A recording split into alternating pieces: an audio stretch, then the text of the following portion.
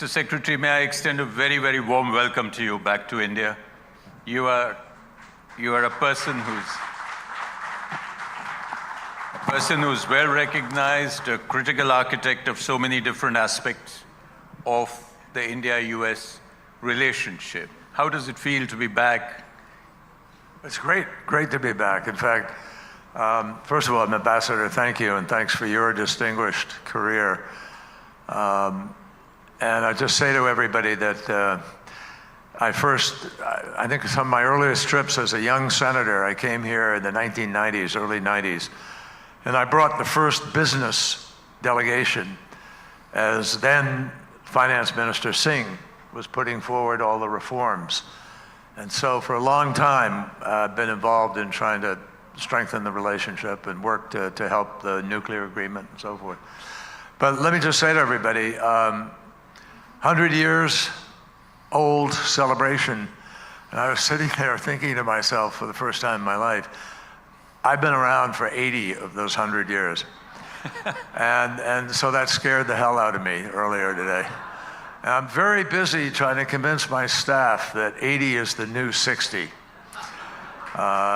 There we go, 2 octogenarians here. But I want you all to know, I'm also trying to convince them that I can do all the things I used to do when I was 55. I just don't remember what they are. It's a difficult transition, I want you to know. Anyway, glad to be with you. Well, wonderful. And we're going to take advantage of you being here by going through a set of issues, if you permit. You already saw our foreign minister in the previous interaction here talk a lot about President Trump. And as you can see, there's a huge amount of interest in the US elections, in the suspense that has now resulted in Donald Trump regaining the White House for the second time. Would you like to tell us what you anticipate will be his immediate priorities, perhaps the difference between campaign and actual governance, and what will he give up and what will he push? Well, first of all, I think everybody in the world has learned that it's very hard to predict anything about President Trump. There's no way to know with certainty exactly what will happen, and that unpredictability is something that he actually cultivates and appreciates in himself. I think it's clear he's going to try to shake some things up. You will see a series of executive orders issued on day one. I hope one of those orders will not include pulling out of the Paris Agreement, but it probably will. And there's really no good reason to be doing that. As the chairman of ExxonMobil said from Baku the other day, he didn't advise it because he thinks it would be counterproductive and against the interests of the United States. But he will do something on day one. He will have other executive orders that probably deal with his deportation promises and that deal with the question of immigration. But he'll take some flagship issues and just try to put them out there right away. You can count on that.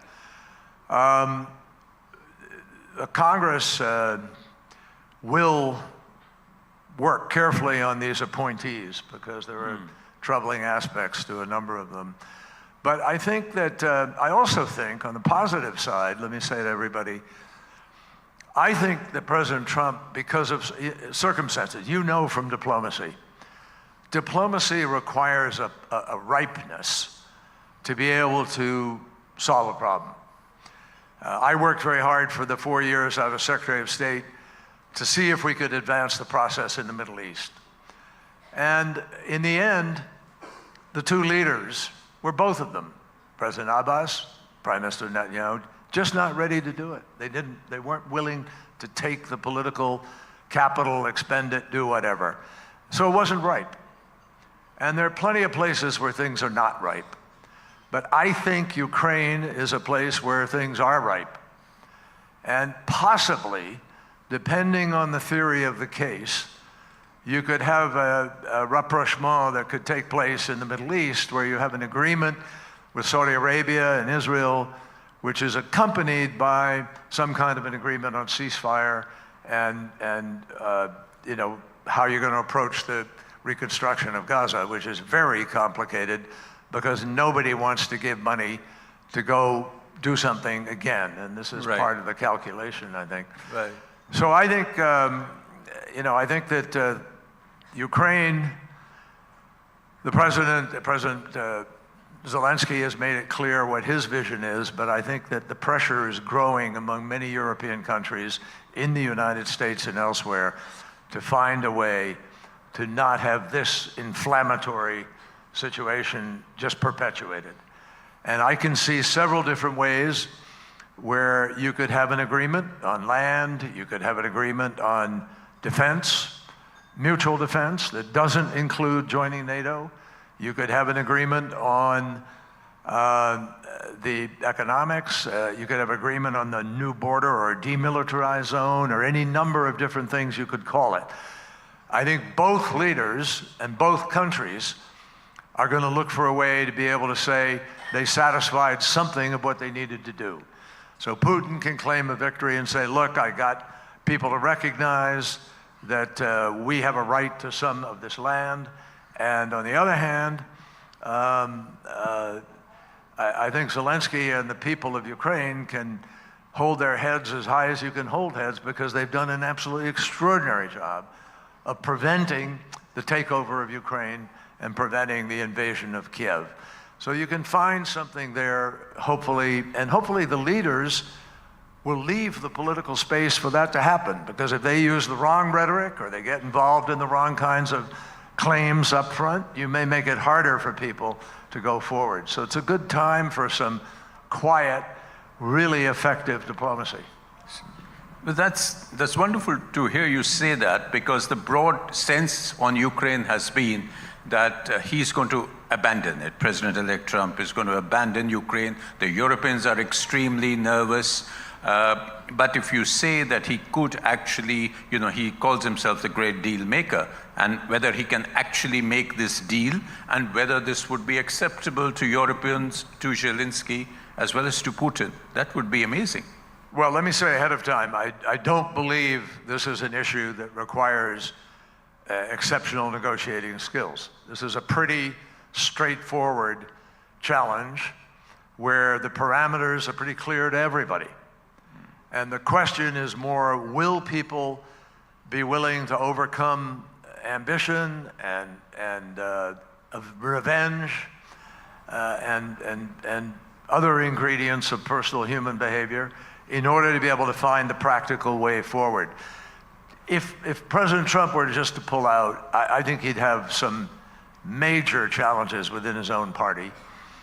And I think that globally, the repercussions of that would be just as damaging as anything you could ever imagine, because for Moldova or for Georgia or for you know, Finland or Lithuania, the Baltics, they live with a very real sense of fear of possible mischief from Russia.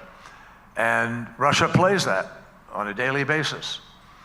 So I think that wisdom will predicate that they really do try to find a way that does not send a signal that you can win everything you want by invading another country. And that's critical for India, vis-a-vis China or someone else. It's critical for all of us, I think. There must be principles that come out of here hardened in any resolution that takes place. And that'll be the big question mark in any kind of negotiation. Right. And Mr. Secretary, you referred briefly to the other crisis that's in the Middle East. And things look less possible within the scope of negotiations there at the moment. My guess would be Mr. Trump would want to go back to the Abraham Accords, but the things have changed dramatically. Where do you see the path there? Will you forgive me if I sort of come back to something you first asked about Trump and the election. Please. And I was listening to Foreign Minister Jaishankar, who I have great respect for and who's a very smart man. But I wanted to refine a little bit what happened in this election.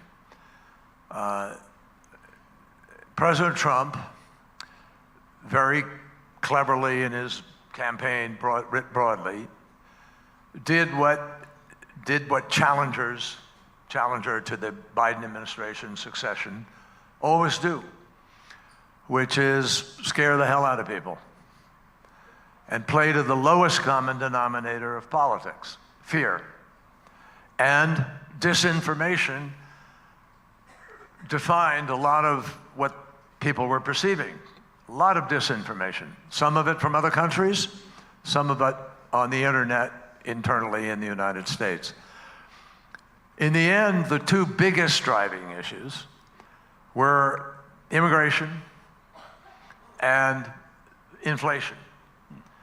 Despite inflation coming down, despite significant, strength in the American economy. I mean, I think we're the strongest economy on the planet today. And despite that, and getting better, people didn't feel it. And I had a professor at university who said to me, all politics is a consequence of felt needs. And the felt needs of people in the United States were, we're not getting our fair share. There's an anger, which is a tide over from earlier years, not just during this administration. Globalization, which the foreign minister mentioned, has had a negative impact in many places, even as it's had a very positive impact. But when you see the wealth disparity in our country, if you have any sense of conscience or rectitude, it's disgusting. It's horrendous. And people have a right to be angry about their inability to share on the upsides of a lot of things that are happening. So in addition to those two things, my party, the Democratic Party, I regret to say, was somewhat tone deaf to some of the cultural issues that were out there floating. And there were people who did see it, and there were people who didn't. Yes. But there was not sensitivity to the deep felt among many people in America, everywhere, that their America somehow is being diluted and changed. And I think there were plenty of ways to address that, but it wasn't addressed. And so I think that's why the loss took place. Now the loss, if you look at it, folks, it's not a huge, yes, no battleground state was won by Kamala Harris, but on the other hand, everything was within a point and a half. Yes. Really close. So the things I just mentioned could have tipped it either way if it had been responded to. Yes. So I think every politician in America needs to take note of the dynamics of this last year. Now, coming back to your question about the Middle East. The Middle East. Yes, the Abraham Accords will be quickly resumed. And the corollary to the Abraham Accords was the notion that Saudi Arabia could make peace with Israel, and that would lay the groundwork for, sort of moving before it. I spent 4 years as Secretary of State trying to advance the process in Israel. And as I said, the two leaders didn't want to do it. Now I think things have changed a little bit in certain ways, and some for the good and some for the bad. The events of October 7th, honestly, were as egregious, as horrendous, as disgusting, as craven, as bestial, as anything I've seen in a big, broad way in a long, long time. And I fought in a war, I fought in Vietnam, I've been to war, I know what things are like. But this was uglier. There was a misogynistic, racist, deep-rooted rage that was expressed on that day, and it had a profound impact on the body politic of Israel.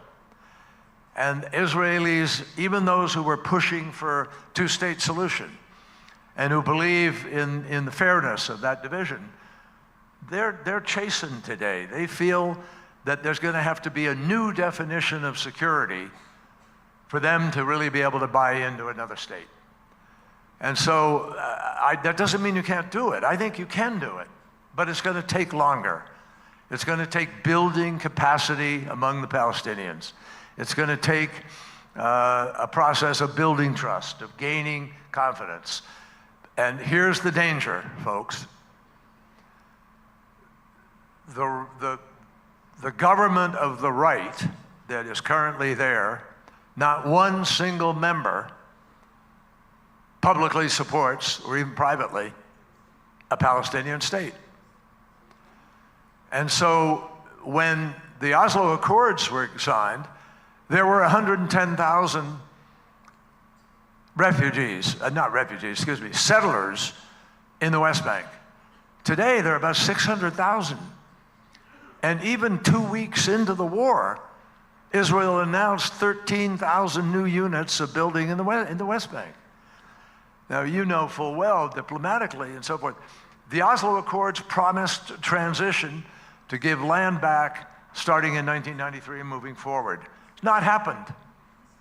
And you now openly, last week, saw one minister anyway, maybe a couple, talking about annexation of the West Bank. That's right.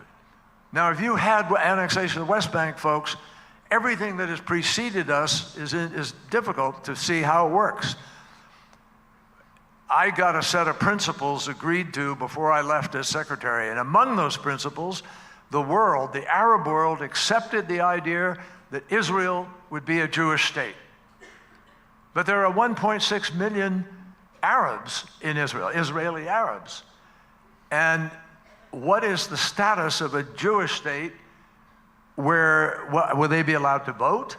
Will those other people, it won't in fact be if they could elect a prime minister who wasn't Jewish, and that's not going to happen, obviously.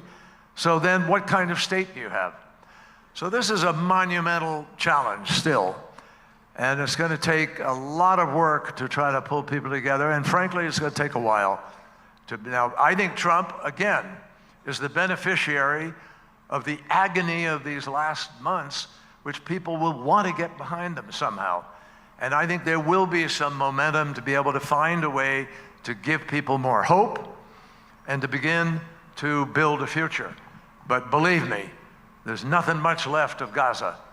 And those people do not want to be driven out.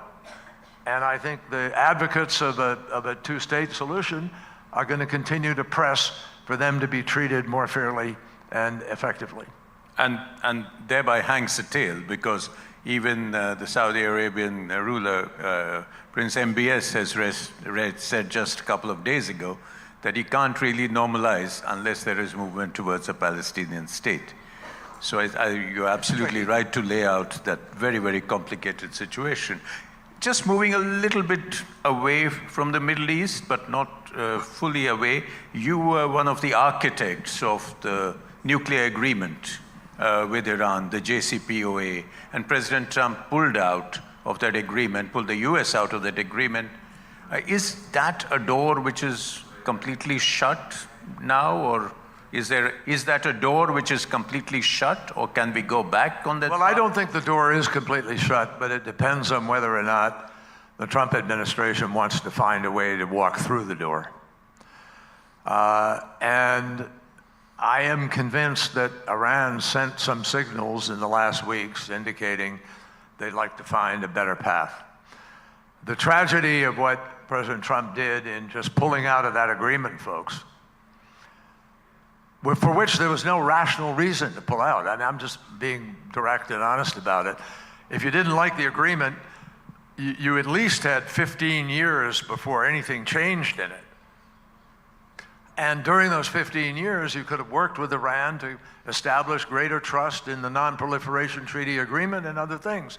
But just pulling out did the very thing that Ayatollah Khamenei feared the most and said publicly to his negotiators, don't negotiate with the great Satan because they will not be trusted.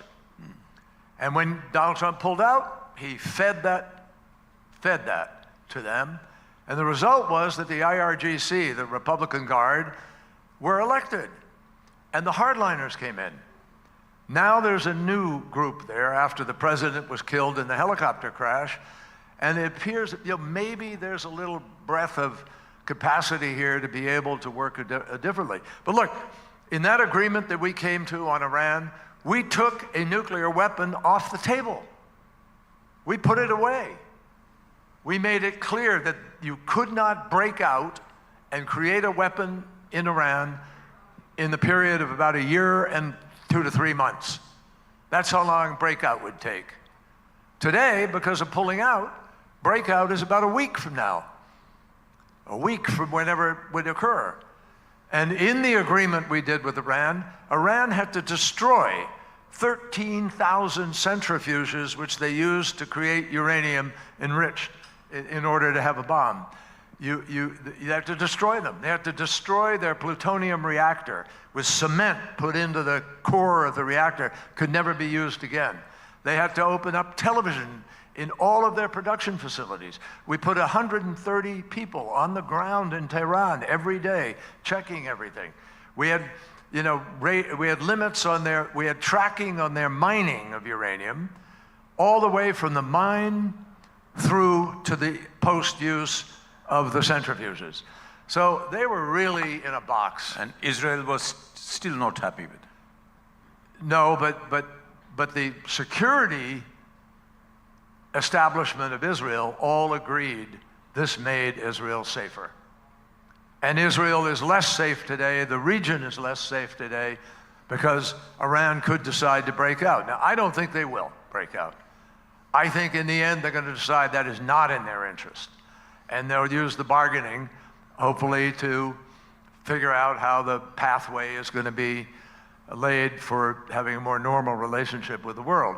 But that's going to have to require giving up their bellicosity and threats to Israel and their support for Hezbollah and Houthi and Hamas. So big decisions are going to have to be made, but I think there will be a lot of effort to try to push that process forward, and I'm encouraged by that. It is good that there will be effort to try to find a way forward, and I think they will try to. Of course, Mr. Secretary, another thing which you've invested years on, and you've been flying relentlessly around the world, is to push climate change as the President's special envoy. And we have the COP29 going on in Baku, and we have, in the hottest year recorded in history, we have the prospect of President Trump pulling out of Paris again. Yeah. Can we still carry on the fight for 1.5 degrees? No, we are blowing past 1.5 degrees right now as we sit here. I want to appeal to all of you. India is a country that has managed very complex challenges, Pakistan, Kashmir, China, borders, so forth, for a long, long time. And one of the things that I appreciate so enormously in India is the consciousness that is brought to public life and to issues. And the very legitimate effort to behave honorably and make things happen that make things good for other people. And you are managing 1.4 billion people in an extraordinarily difficult situation. But I will tell you, we need India, and we need China, and we need Russia, and the United States, and Europe, and some other key countries must come together to deal with this issue, which is existential. And nothing that President Biden tried to do, or I tried to do in these last 4 years, came from anything political. No ideology, no politics, no liberal, conservative, one party, BCP, whatever. No. It was driven by mathematics and physics and some biology and chemistry. And it doesn't lie. And we are now living globally with the consequences. Just last week, there was a major report that came out from scientists pointing out that forests and land and ocean that are called sinks, it's where the CO2 gets consumed and stored, take it away from doing damage, that they have noticed a significant drop in the ability of those forests to be able to contain CO2. We're seeing an increased rate of melting of the great ice sheets of the Arctic and the Antarctic. Sea level rise higher, storms more intense than ever. Why are the storms more intense? Science will tell you. Because as the ocean warms and 90% of the heating of the planet goes into the ocean, moisture goes up out of the ocean, travels around the planet with the prevailing winds and drops in rainfall, and you have higher acidity that changes the chemistry of the ocean, and it is changing it all around the world. And you also have torrential rainfall because you have this moisture rising into the air and traveling around the planet. There are a whole bunch of other things scientifically connected. I don't even have time to go through them all. But every year is the next year that's hotter than the year before. I was in the Senate in 1988 when Jim Hansen told us, it's happening, climate change is here. And we went to Rio in 1992 and we worked to try to change things, but it was a voluntary system. So nobody wanted to be the first to be really big volunteer and reduce in big amounts, so we didn't. So then we got to Paris, we did the Paris Agreement, which Donald Trump wants to pull out of. In the Paris Agreement, folks, it's a monument to common but differentiated responsibility. Every country only does what they think they can do in the Paris Agreement. And it wasn't until we got to Dubai last year where the UAE consensus produced 200 nations saying, we must transition away from fossil fuel. And we must accelerate in this decade. We must do it in a fair, equitable, and orderly way so as to achieve net zero by 2050.